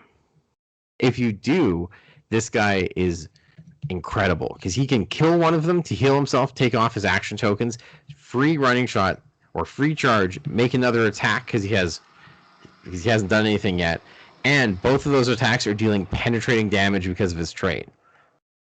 If he gets to a stop click, he can just kill that Hellfire Club guard to heal off that stop click, and then he gets to take off his tokens again and still do all of that stuff all over again. If you don't have that, no, I know. Wow, that's so. So if you don't even so I'm just gonna say it. If you don't pull one of those guards, what is this guy? 2. Wow. But if you pull 1 or 2, he's a 5. Wow, what a swing. Because here's the thing. With a guard, he can get across the whole map in one turn and attack with energy explosion for 2 penetrating damage on your opponent's whole team. Yes. Oh, man. He has mystics and 2 stop clicks, which is always good, and he can mastermind off of those stop clicks. He just does so much. That's gonna suck if you pull this guy and none of those guards. Yep, he'll be really bad. And that being said, if I see one of my friends pull this guy, I make sure not to have any of those guards available come draft. Yeah, make sure you're not passing any to him. Yeah, just take it, just to make sure he doesn't get it. Ideally, drafts are done in secret, but sometimes it doesn't pull off. It doesn't happen that way. Just look around the table. Just look around the table. Some places they put up shields so you can't see what other people are drafting. Oh, jeez. I've never seen that. Go for them. Power to you if you do that. Yeah. Ideally, you need to... And luckily, people aren't going to love Hellfire Guards. You can probably, if you're doing a draft, get them. But if you're doing sealed where you're not drafting, it is a hit or miss at the very least. Okay. So 2 if you don't get any of those guards, 5 if you have those guards. And honestly, he might even play as a 3 because he has decent values, outwit, 2 stop clicks, which is good enough most of the time. But he's losing out on all of his traits. Oh, that hurts. Okay, I'm gonna move on to Corvus, the big sword guy. He does big sword things because he has an 8 charge. Yeah, you heard that. 8 charge, 11 attack, which is Blades, Claws, Fangs. And if you use it, apply the following effect based on the d6 result. 1 to 3, the attack deals penetrating damage. 4 to 6, once per turn after resolutions, Corvus may make a close attack. So it's kind of a flurry. You either deal penetrating damage or you get a flurry to go with it. That's basically it. 50 points. Charge with that special attack, and then the next 3 clicks are Flurry, Blade, Super Senses, Prob. How is That's this it. a super rare? I know, it's a super rare with an uncommon dial. Um, I guess he's going to do some work. He comes with 18 combat reflexes with either penetrating damage or a flurry if you hit. The 8 charge bothers me for a super rare. I mean, the penetrating damage bothers me. It's like if you roll a 1 penetrating damage is still not good. Would you still take 2 though? Because I think the new blades is only 1. It's like the 1 I minus your suppose, yeah. still 2 damage. You're hoping for 4 to 6 because you get to make another close attack, I suppose, but The, gotta hit it. my problem here is that it's a little bit too much like win more, right? If you roll like a 6, you've just killed something. You oftentimes don't need to make another attack. Whereas if you roll a 1, you might want to make another attack. Yeah. I'm just underwhelmed. He's very boring. He I flies with his charge, I suppose, but I would much rather him be the other way around, I think. oh, flurry up top. Oh, with prob. You want prob up top? No, I mean for his roll. So 1 to 3, you make Oh, another close attack. 4 to 6, it does penetrating damage. yeah, true. Because then you'd either get another attack or just big ass damage. That being said, that's not what he is. Nope, he's bad. Maybe a 2. Yeah, I maybe even he's a 2. Yeah, 4 range charge is just so bad. Oh, I said that plenty. That bothers the hell out of me, especially I might just. put him at a 1 for that. We put Dakin at a 2 for his 11 range charge. Oh, you're so right, eh? Yeah, let's put him as a 1. So bad. Okay, I get Brood Queen. So there was a Brood Queen before, and she was really fun. She had this egg token that she could make. This Brood Queen is not fun, and she does not have an egg token. She has leadership mastermind, and when she uses leadership, she generates a brood. And she can do it as a power to generate a brood. She also has a special defense power, the whole dial toughness. And when she takes damage after resolutions, you may move each friendly character named Brood 2 squares. And then her movement powers are stealth or sidestep. Her attack is blades or steal energy, and finally she has exploit down her dial for 100 points for 8 clicks. Are you playing this figure, Dennis? No. Cosmic Nope. energy. I don't know why it gets cosmic energy. So it's a power to generate a brood, but her old one, you just had to spit out an egg, and then eventually it turns into one. Yeah. Well, we don't need to talk about the old one. I just liked that dial. I wanted to bring it up because I'm so mad about this one. I want to look at brood. I just want to see. I want to picture if I'm playing this character, how this is all going to go. How many broods are you going to pull? 1 at best, usually. 2 maybe, right? Oh, with a 10 blade, 17 toughness, 9 stealth. Why are they so slow? Just And all they can slow. get points off your broods. Ah. No, I'm not playing this. 1. Yeah, it's a 1. It's unplayable and sealed. Oh. Okay, I have nothing more to. I'm sad. Let's talk about Gladiator, because you have some strong feelings about how the community responded to Gladiator, right? I suppose so. I think I was just more confused of why they all. Well, I'm not going to say all, but a big proponent spat all over this guy, and I don't think it. I don't think he's. I don't think he's worth being spat on. I thought he's pretty damn good. So, okay, we'll start. So, first of all, he's a 90-point character for 6 clicks. I know that's a little wait. Okay. So, anywho, he flies and he moves through blocking when he flies. So he's moving through everything. He has a trait. Gladiator starts the click on game number 4. Steal energy, but with closer ranged attacks. And when Gladiator uses steal energy, he may heal past his starting line. So let's just say starting line 10 running shot, 11 pen psi, 18 impervious, 3 special damage. His special damage is leadership, close combat expert. So at 90 points, it's a straightforward, pen blaster for 6 range. But okay, this is where it's beautiful. This is how I think this is going to go. You get one person with TK in this set, which there's quite a bit of TK. You running shot, hit whoever you want. You don't even have to kill someone, just pen blast them. He heals up one. You TK him back. And now I'm going to tell you about his special movement, which is only on those clicks above his starting line. Flurry, charge, but do not have his speed.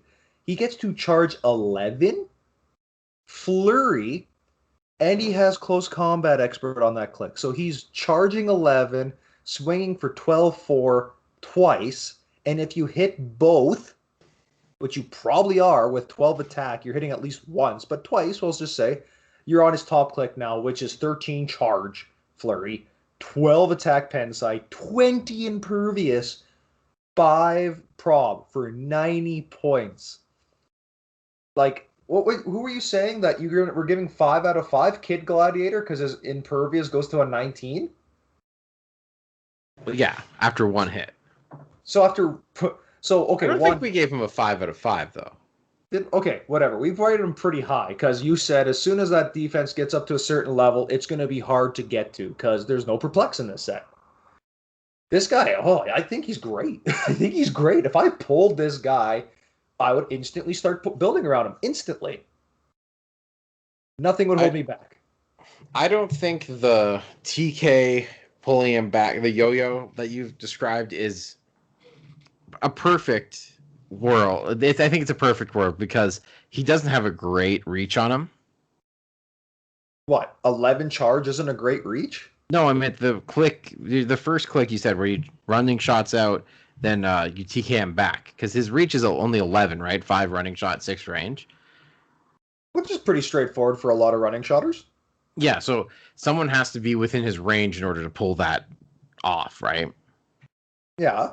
I think more often than not, what's going to happen with this guy is you're going to get that first attack off, then they will spend their turn knocking him back down to click 6, which isn't as good, but it's still decent.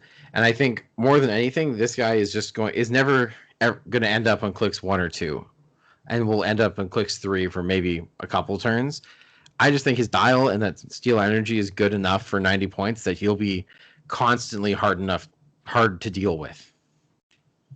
The ranged and close steal energy is a game changer. So that you're basically at any point, as long as you're not tokened up, you have a chance to attack, do damage, get back up on your feet, just over and over again. And the fact that they gave him close combat expert with pen psi on his few clicks there is just options. Options, options, options. I still think I like Kid Gladiator better in some circumstances because that first hit does put him at 19. That's fair. This guy's got... Did Kid Gladiator have cosmic energy? No. This guy does. So you're not outwitting him. No, he's also more points, though. That's willpower. Yeah, he is also more points, though. For someone who can't be outwitted, great. Have fun with my impervious. Have fun with my 11 charge. Everyone in this set has exploit weakness. Come at it. Honestly, at 90 points, this is what gets me. At 90 points... I'm not saying he's bad. I just think that it's not often that you're going to be able to do the running shot out, TK him back, and he'll be completely defended. You have a 210 points of other figures to just go throw in the way. Yeah, but you have to be in range already of them in order to get that first attack off. Sure, then just TK him up, shoot. Yeah, I mean you could do that, but then you don't have as many points to defend him with because you just spent 2 of your actions to put him up there. At 210 points, you're gonna have people to go just be tie up. I think this guy's great. You've already used the shat all over him.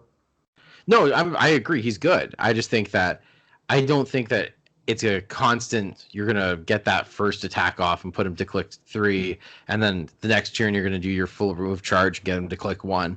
The games that does happen, you're certainly winning those games. Yeah, and that's what I think people have to realize. At 90 points, Yeah, you could I pretty just much think win the game. same thing with Kid Gladiator. One attack, putting him up to 19. At 19, he's pretty safe, and then one more attack he gets up to 20, and one more attack after that he gets up to 21. We should have these two fight off too. We'll have two Omega Reds and two Gladiators, or Kid Gladiator and Gladiator go at it. Either way, both of them are really solid figures. Neither of them are those power figures that instantly win a game when you play them, though. Nah, I don't really want that in sealed. No, I'm happy about that. I'm just saying that Gladiator is a well-designed figure in that he's going to be really effective, but he's not an instant win figure by any stretch. No, I'm giving him a 4 out of 5.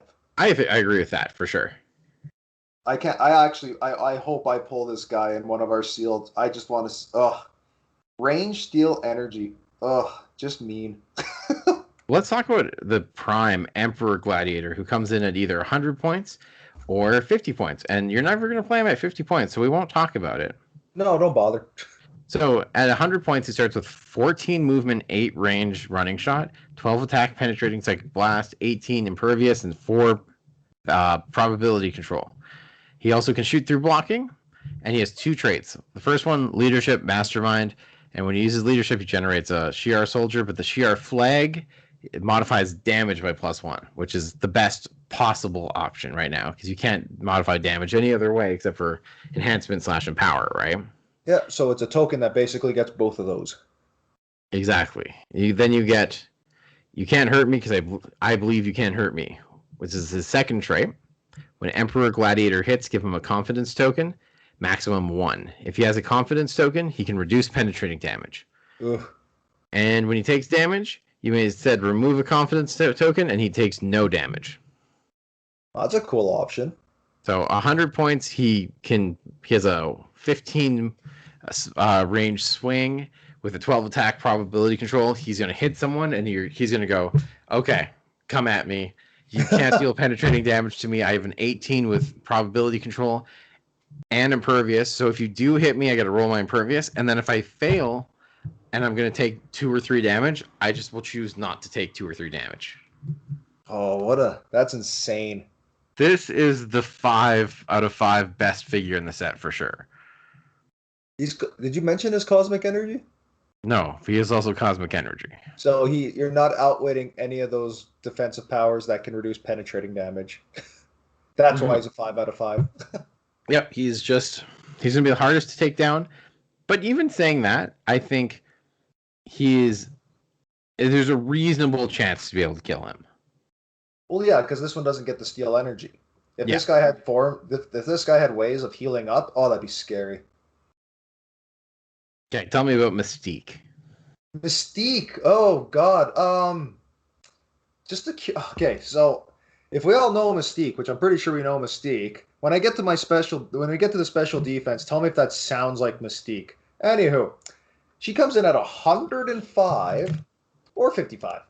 We're going to go with the very top. So at the very top, you get 9 running shot, 11 in cap, that comes with 2 targets, 18 special defense, and 3 outwit. The special defense is impervious, super senses, willpower, protected, outwit. I've never seen Mystique get impervious before. Anywho, she has improved movement. She's tougher than she looks. Way tougher than she looks, apparently. So she has improved movement characters, improved targeting adjacent, so like you could shoot characters adjacent to you. She comes with the Krakoan Revival. I'm not going to read it all. I think we all know what it does by now. And it's another trait of Stealth. Mystique modifies defense +1 for each action token on adjacent opposing characters.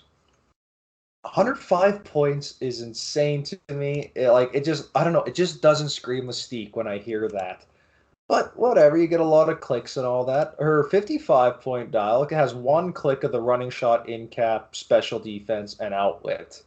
Honestly, when you look at how the powers work, she's not bad.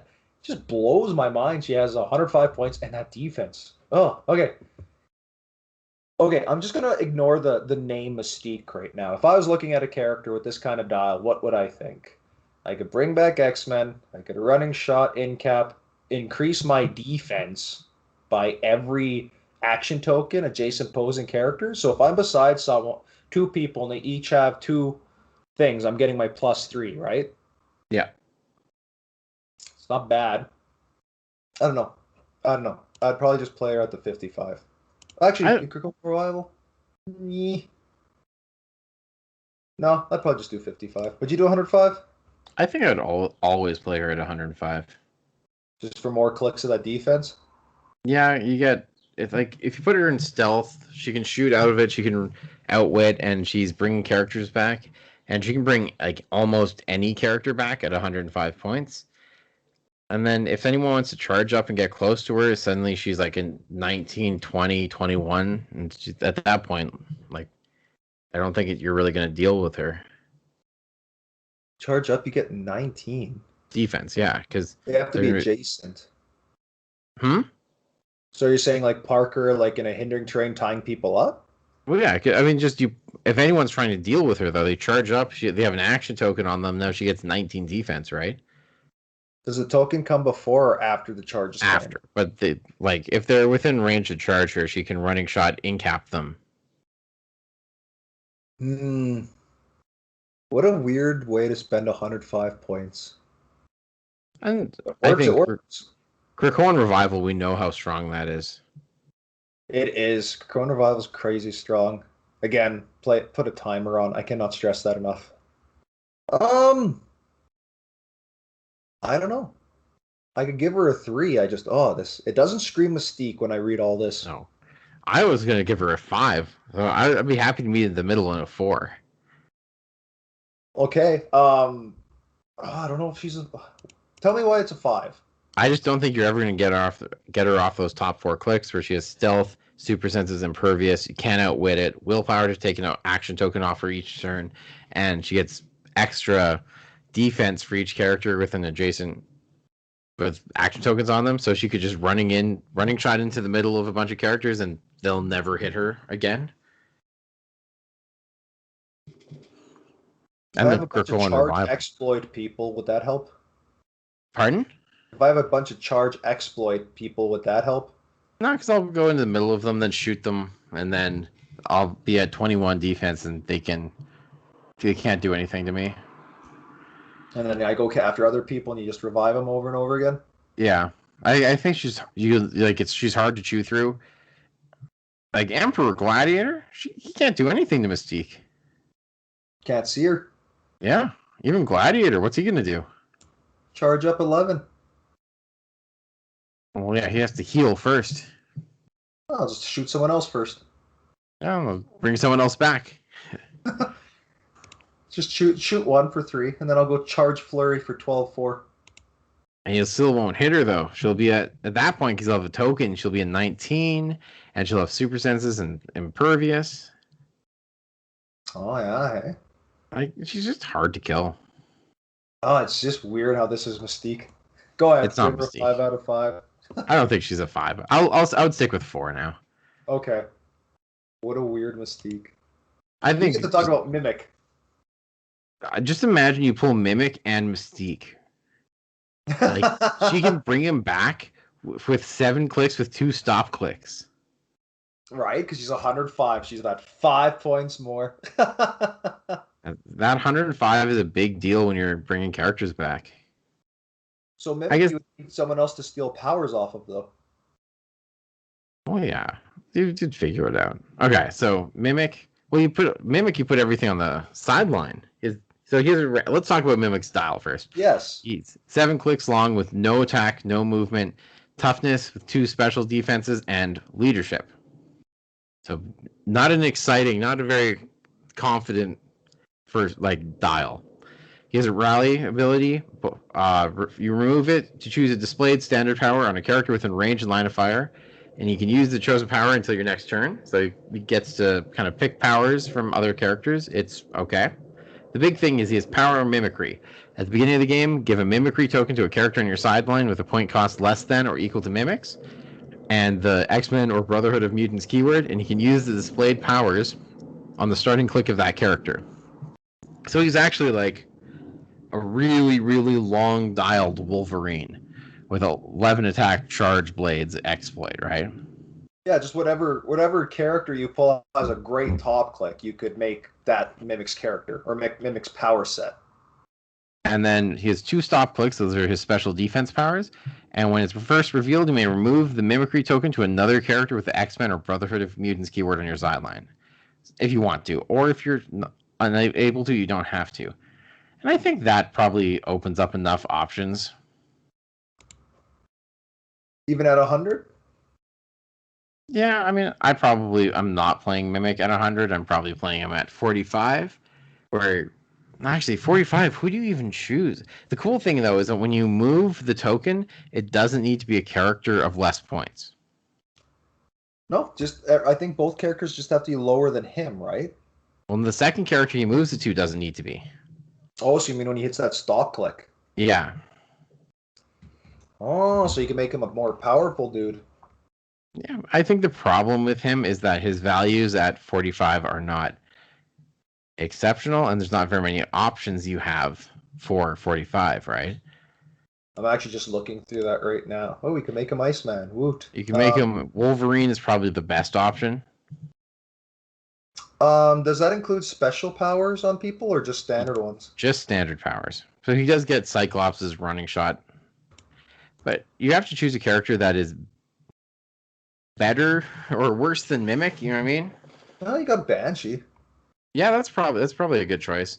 And then he has a stop click, so it's like giving a character that's decent a slightly better dial. Yeah. I don't know. I think he's cool, but I don't think he's particularly effective.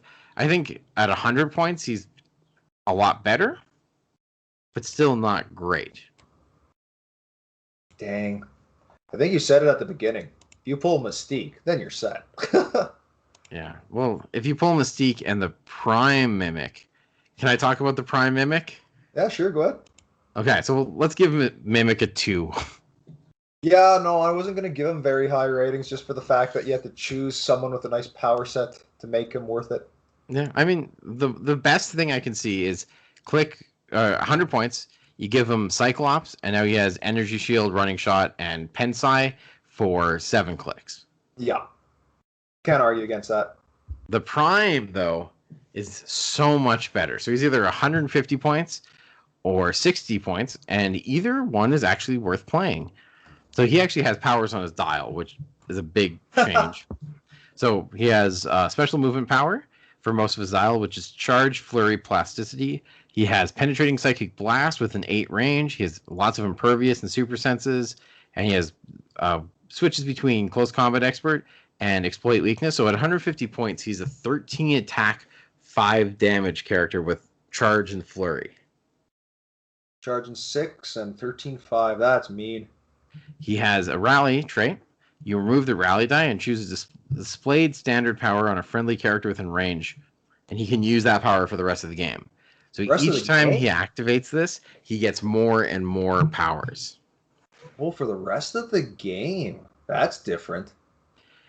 What you want is to pull this Mimic and the uncommon Moira, and then you're giving him, what do you call it, Rally die every single turn, and he becomes unstoppable very quickly. Oh my god, he just keeps racking it up. Yeah, you give him like super senses, shape, or not, you can't give him shape changes instead. Combat reflexes, energy shield, and then what do you do against him for the rest? Like you can't make any good attacks against him. Surprised you wouldn't give him prob earlier on. Just give him prob. Now he's defending himself. Give him exploit, and he's doing 12 or 13 attack, 5 damage, penetrating damage, flurry. Oh. Here's why I didn't say prob, because he has another trait. He can use the displayed standard attack and damage powers of adjacent characters. So he just has to stand beside someone with prob to get prob. So I got to ask this. So if he's standing beside someone with prob before he charges and leaves them, Does he still get prob for that attack? No. So then you'd have to bring that person with you. Yeah, luckily he flies. Oh, it's good, good. I was just wondering, just for listeners' sakes, if you want to pull this off of having people beside him as he attacks, you have to bring one of them with you. Yeah. But if you charged adjacent to your opponent's Wolverine, you would get his exploit weakness. Ooh, man, this guy's that's just fun for kind of trickery you could do that way. Yeah, this is a really fun dial, and I think he's really strong too. But his power comes from that mimic die. There's not mimic die, the rally die. So if you don't pull Moira, it's going to be hard to ensure you get the rally dice, and I think that puts them at like a solid 4 out of 5 instead of a 5 out of 5. I'd probably sooner play at 150. Me too. You get way more clicks, more damage, more attack. Yeah. And if you pull a Moira with him, he is a 5 out of 5, and he will most likely win the game. Agreed. Do we get to talk? Oh, I get to talk about Apocalypse? Yeah, go ahead. Okay. Another one of those weird dials. I don't know if I'd think of him as Apocalypse, but we've had better Apocalypses. I guess I'm going to start with that. So at 125 points or 75 points, you could play him at. So at 125, you have 11 running shot, 12 pen psi, 18 impervious, and 4 special damage, which is leadership outwit. He has a rally. Remove Apocalypse's rally die to choose a friendly character that shares a keyword. The chosen character can use Blades, Claws, Fangs this turn. So you're giving out 6 damage. Can you explain that to me? What's this? What's the flavor there? I don't understand. I don't know either. It's weird. It's because that's what Apocalypse does. Is like he brings out the best of someone's mutant powers, and apparently the way the rally is saying is like the best your mutant power will be is bringing a switchblade. Yeah. Or is he part of this X of Swords or whatever? He is, and yeah, it was actually a pretty cool story and everything. So maybe that's what it is. Hey, oh, I just made your sword better. If you actually read that story, it's pretty cool because it basically tells you why the way he is, why why he cares so much about culling the weak and the strongest survive because he's preparing for a massive war. It was a pretty cool story, but this rally does not simulate that at all. So whatever, you get to give people blades, claws, fangs. He has a trait. The strong survive. Adjacent friendly characters or characters with the X-Men or Horseman keyword can use steal energy. You pointed this out to me. Does this also mean opposing characters? Yes. Because it says adjacent friendly characters or characters with the X-Men or Horseman keyword. Yeah. So you're giving your opponents steal energy. I'm hoping they errata this to make it just your friendly characters because I'm thinking, and that's actually hard to argue. I'm thinking they wanted it that way, but you know how Apocalypse is about the strong survive. Yeah, I don't think he'd be against even the people he's fighting being a better version of it. Oh, just so weird. Okay, he has special defense at the end of his dial there. Invulnerability Mastermind. So Mastermind at the end of the dial when you don't really care to have it, I suppose. And Leadership Outwit. So he does come with Running Shot, Pensai, and Outwit. And Leadership at 125 points, which, I'm not going to lie, it's pretty good and sealed to have those powers. Just not the best Apocalypse we've seen. No, it's nice he has Steel Energy in the back half of his dial, but meh. He has Cosmic Energy, so I guess that's cool too, where like you can't outwit him, and he could potentially just keep going and going. I am gonna I'm in favor of him like a strong 3 because of his attack values. Like they're just 12s and 11s. This guy's made to just lick a hurtin'. Yeah, he's the standard like beat stick, right? I hope they errata it so it's like just friendly characters with the X-Men, Horsemen use Steel Energy, and then instantly this is awesome. It's just your whole team gets Steel Energy. That's really difficult to fight. I don't think it's that good, honestly. I think Steel Energy has been a weak power a lot of times, and it's not great added to many figures. There's a lot of like Wolverines where they're dead in one turn. I like it. Steel Energy, every time you hit up close, good. Oh, actually, if you have a bunch of range guys, this doesn't really help, does it? No. And in this set, it doesn't help if you have a lot of like the lower small dials or anything. So, I mean, I'll give, I think it's even probably better than a 3, but honestly, if they are out of it, I'll give him a weak 4. But right now, he's a strong 3 to me. I just mean like I think he's as good as like Emperor Vulcan, right? He's the same values basically, and he has leadership. He has outwit instead. Yeah, Outwit with 7 range is good. Yeah. Stuart, my friend, I'm gonna have to get you to talk our listeners away. I gotta head out real quick here, so can you close this up for us? I have to say goodbye for now, everyone. Okay. Thanks for being with us, Dennis, and we'll finish the chases because that's all the super rares. So for the chases, we're starting with Weapon Hex. He or she is Weapon X, right? Which is Laura Kinney mixed with Scarlet Witch. And she has some really interesting powers. So she first has a trait. You choose an opposing character within 6 squares in line of fire, and you give them a target spell token. And what that does is friendly characters with a mystical keyword have improved targeting, blocking, elevated, and hindering when targeting only the character with the target spell token. So she puts on a character, and every character you have with mystical can shoot them regardless of basically any terrain. Of course, what that means in this set is that almost no one can do anything because the only mystical characters are Silver Samurai, who doesn't shoot, Blackheart, who's 150 and is super rare, and Weapon Hex and another chase. So we won't worry too much about that. She has Charge, Blades.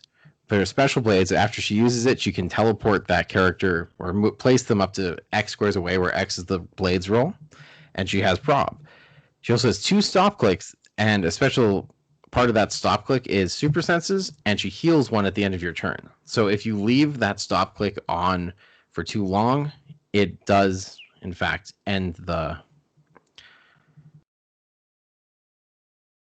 Okay. Sorry. I just got a message from Dennis. Dennis is very sorry that he had to drop out. So what I was saying is it's 2 stop clicks, super senses on the stop clicks, and if you leave them on the stop click at the end of your turn, you'll heal them back. So if you're one-on-one Weapon Hex versus another character, and that character can't make 2 attacks a turn, Weapon Hex instantly wins because you can't get past that stop click. They also have Mystics, which is always good with 2 stop clicks, and basically what this means is it's another Charge Blades character, has Prob, has Mystics, has stop clicks. It's really good. In sealed especially, it's going to be really hard to chew through Weapon Hex. Hellhound is magic and Wolverine's brother, whose name is Sabretooth. Okay. Another Charge Blades exploit character with Mystics. The special thing for them is that their Mystics, instead of dealing 1 damage, it deals half a d6 roll on damage.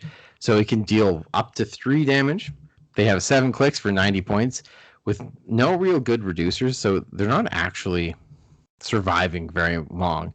They do get Steel Energy with both ranged and close attacks, but they only have Charge and Flurry, so you're mostly using it with close attacks. They're fine, but they're significantly worse than Weapon Hex. And for 90 points, they're actually not doing a lot. That Mystics, though, can definitely steal games away when you roll some 6s in a row and deal all of your opponent's characters like 3 penetrating damage every time they attack Hellhound. That being said, relying on a Mystics roll when Hellhound is hurt is not a great way to be. So Weapon Hex is probably a solid 4 or 5. Hellhound's a 2 or 3. Speed Weasel, 60 points for 5 clicks. A special movement power is Charge. Once per turn, when Speed Weasel is given a close destroy action, after resolutions, they can use Charge again as free. So basically what this means is you can charge 7 squares out, blow up a blocking, then charge another 7 squares to use their 11 attack and exploit weakness. So 14 square movement charge exploit, never going to be a bad thing to do. That being said, 60 points for just a 14 range charge is not really where we want to be in this set. They also have Mystics, which is nice. And when they use Blades, Claws, Fangs, or Super Senses, after resolutions, you can place her up to X squares away, where X is the result. This is nice because even if you fail Super Senses, you're moving. But it's also really good for Blades, because if you do that 14 range charge and you put Speed Weasel in danger and you roll a good number with the Blades, you can get them out of range and keep them safe again. I don't know, Speed Weasel's probably as good as Wolverine. the full range charge is nice, but in sealed, it can be kind of a death sentence if you don't have any way to support Speed Weasel. Now we got Death Strike, who's Lady Deathstrike and Mystique. Dennis loves this piece and really is hoping to pull it or Diamond, the one that we skipped, which is not on the unit section, which is Wolverine and Emma Frost. We'll get back to them. Deathstrike has plasticity, sidestep, and a special movement power that stops opposing characters from 4 or more squares away attacking her or drawing line of fire to her, which is fine, but she also has 6 range, so she can kind of... There's a few spaces that you can kind of shoot people without shooting her. She has combat reflexes and blades and outwit, and when she has no action token, she can use outwit a second time.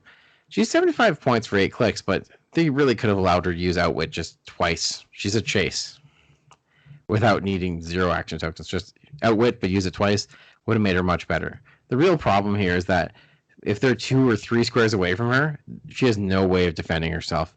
They'll just shoot her easily, and that might seem like hard to actually accomplish, but it's not nearly as hard to accomplish as you think it's going to be. She doesn't do very much and is actually not as hard to kill as you think she would be. She can tie up, but if she's adjacent to someone, there's nothing to stop them from outwitting her, shooting her. If they can shoot of adjacency, it's not great. I would give her probably a 2. Now we have Dupe Pool, who's my favorite of the chases. I don't think Dupe Pool's very good, but I do really like him. The problem with Dupe Pool is that he has 2 stop clicks down his dial, one on click 3 and one on click 4, and each time he moves 1 click over, he's increasing all of his values by 1. He always has the same running shots, penetrating psychic blast, impervious, and probability control, but on click 1, that's a 10 attack, 16 defense, 1 damage, which is not very scary for 75 points. On click 1, the special power is running shot, and opposing characters within range can't be placed. This does not mean opposing characters can't be placed within range. It means characters within range can't be placed, which means if someone carries someone in, that's okay. But someone who is within 6 of him can't be carried out of that range. It's not nearly as good as the other way around. Let's click 2, which is really hard to get to because someone's just going to knock you to click 3 if they're ever going to even attack him. It's a special attack power. Unequip all opposing characters within range. There's no equipment in sealed, so they don't have to worry about that. Click 3 has a stop on its impervious, so it's the first stop click. And at this point, he has a 12 attack, 3 damage penetrating with probability control. Opposing characters within range can't deal penetrating damage. That's pretty good. It makes him a lot harder to deal with, but once again, if you're fighting this guy, you're mostly going to leave him on click 1 and just get him to do nothing for the whole game.